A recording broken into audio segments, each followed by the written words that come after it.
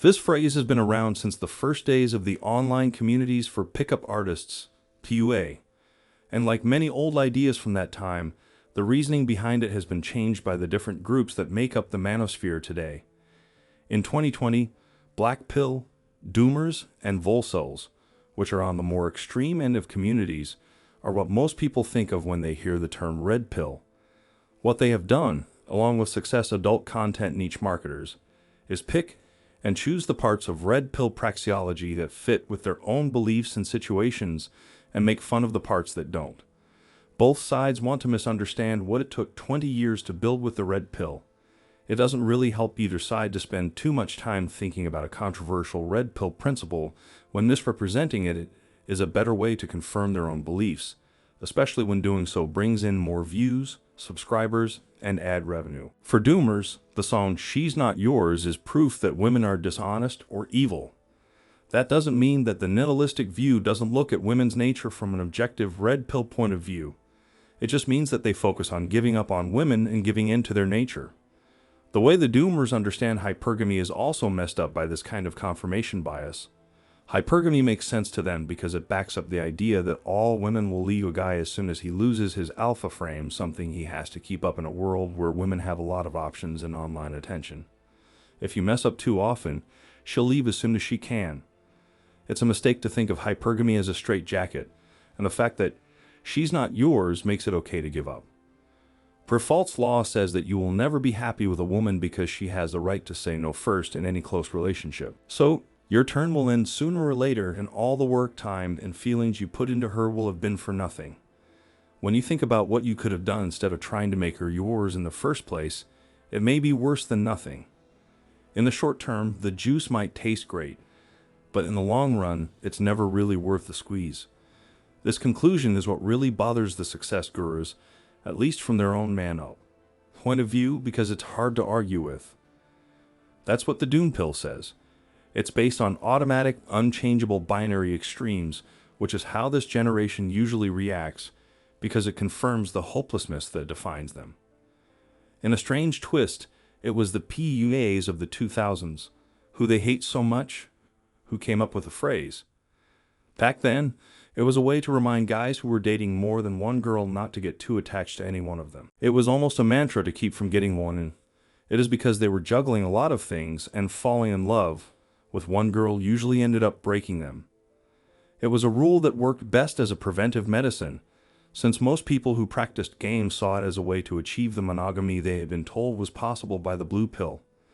Average men build their lives around serial monogamy, which has always been the most reliable way for the average man to solve his problem with having children.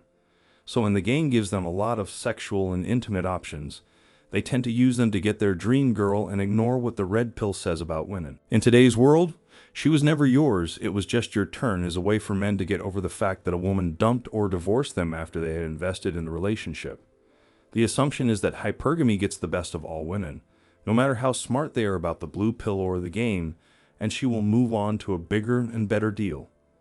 From this point of view, a stable monogamy, not juggling many women, is the goal for every guy. Notice that the saying is in the past tense here. She wasn't yours. At some point, a man thinks she's his, or should be, but she's not. So, she was never yours becomes an after-the-fact excuse for the guy, who is probably still hurting from the breakup. The real problem is that the guy wants a permanent answer to his need to be close. This happens all the time with simps who spend a lot of money, monthly, to get close to their favorite OnlyFans cam girl. In this case, simps keep hearing "she was never yours" over and over again as they switch from one cam girl obsession to the next. All of this is just food for thought for the success adult content guru. On the one hand, their bread and butter is helping men who have trouble with confidence, see social skills, finding intimacy or sex, and finding a reason to live. On the other hand, what they usually sell is the blue pill ideal of long-term happiness for men who are usually unhappy. This happiness includes the hope that a long-term, loving relationship with just one woman is not only possible, but also a sign of his real manhood. When Dr. Phil sells this kind of hope, we think of him as a Pollyanna and an old-fashioned thinker. But life coaches in the hustle economy repackage this blue pill hope and sell it online as a way to get back to being a good man. The length of your happiness depends on how well you can meet their, usually repackaged, idea of masculine virtue and keep it. If the client is unhappy, it's because he didn't want it badly enough or work hard enough to get it. 80s televangelists and 90s multi-level marketing hustlers used similar graft. It's really just a way to make money off of the personal responsibility philosophy, which has always been a favorite of traditional conservatives and is now a mainstay of personal development. Any failure of the idea is always the man's fault because he didn't put in enough time and effort, which can then be used to judge his character. This doesn't mean that all people who talk about personal development are shady con artists. It just means that the real responsibility for education lies with the student. The self-reinforcing logic of the personal responsibility hustle is broken by the red pill, which tells men things like, "She's not yours, and it was just your turn." It makes the hustler admit that something outside of their control could affect their lives. Instead of accepting this and working within the system, the response is more of the same. Deny the phenomenon exists or assume that even acknowledging it is a sign of a defeatist attitude. This is a way of avoiding personal responsibility, which completes the circular logic. This is where the truthful anger fallacy got its start. Around 2015, students attending real social dynamics seminars started asking a lot of questions about the information in the rational male. At some point, they had to answer these questions, but in order to do so, they would have to admit that the ideas in my book are true. These ideas went against the positivity grift that they were quickly adopting at the time. The solution was to admit that my work was true, but not take it seriously because they thought it came from anger. Then they told men not to take it to heart because it could make them angry or bitter toward women, which are both assumptions made by gynocentric norms. It was taken as truthful anger, which is sad but true. If a guy wants to be happy, he shouldn't think about it too much. To put it another way, would you rather be happy or right? Truth is always harder to sell than happiness. Now that we know the two sides of the women don't last debate, we need to think about the lie of individuation, which is often used to refute the "she's not yours" saying. The easiest way to explain the individuation fallacy is by saying, every person is unique. They are the product of their environment and experiences, and it's not possible to understand them by making generalizations about their sex, etc. The individual is more important than any similarities that can be explained by biology or evolution, and usually only social constructionism and personal circumstances are used to explain behavior, build personality, and influence others in the same way. One of the main ideas behind the blank slate is that the individual is the most important thing. If you believe that we're all functionally equal, then everyone is either an angel or a devil depending on the choices they made. But depending on the person's situation and how we see their character as a whole, we can either forgive or damn them for the consequences of their choices.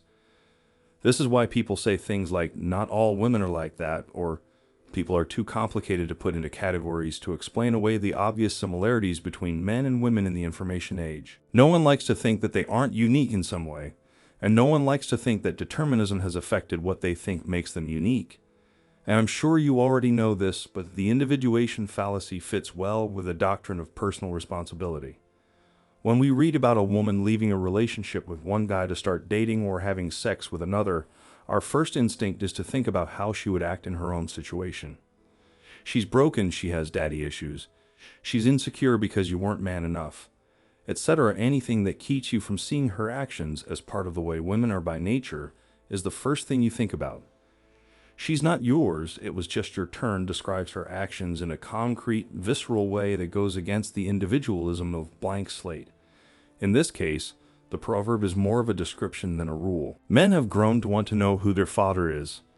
If men weren't limited by social rules or women's hypergamous filtering, our natural and preferred way to find a mate would be to have unlimited access to unlimited sexuality. But most men in history will never be able to put this plan into action. So, monogamy became the best compromise for men's mating strategies as a result of social pressures and the selection pressures of women's mating strategies. The risk of this compromise is that paternity can't be proven. If a man gives up the chance to mate with many women so he can be a good parent to one woman, the deal must include one thing: the child must be his genetic stock, or the deal makes him not exist. To make sure of this, men's brains were programmed to make us jealous, protective of our mates, and want to own a woman.